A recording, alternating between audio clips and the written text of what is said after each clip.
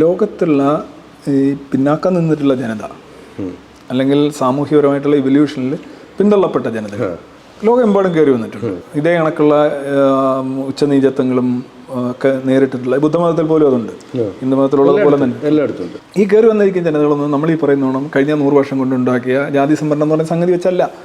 ഇത് പ്രധാനമായിട്ടും ഞാനൊരു ടൂളിനെ കുറിച്ച് പറയാം. നമ്മൾ ക്യാപിറ്റലിസത്തെ കുറിച്ച് സംസാരിക്കും. ക്യാപിറ്റലിസത്തിൽ യഥാർത്ഥത്തിൽ എന്താണ്? ഒരു പണ്ട് നസീറിൻ്റെ പടങ്ങളുണ്ട്. ഒരാൾ പാവപ്പെട്ടവനാണ്, അമ്മാവൻ്റെ മോളെ കെട്ടിച്ചു കൊടുക്കുന്നില്ല, ആകെ വറീഡാണ്. അപ്പോൾ ഇയാൾ നാട് വിടുന്നു. ഒരു 10 വർഷം കഴിഞ്ഞിട്ട് അല്ലെങ്കിൽ ഒരു 5 വർഷം കഴിഞ്ഞിട്ട് ഇയാളൊരു അംബാസഡർ കാറിൽ വരുന്നു. അമ്മാവൻ തൊഴുന്ന എൻ്റെ മോളെ നിനക്ക് തന്നെ എന്ന് പറയുന്നു. അപ്പോൾ പെട്ടെന്ന് ഈ 5 വർഷം കൊണ്ട് ഇയാൾ ഒരു ചെറിയൊരു ദരിദ്ര നിലയിൽ വലിയൊരു സമ്പന്നമായിട്ട് മാറുകയാണ്. ഇത് നമ്മുടെ സ്വപ്നമാണ്.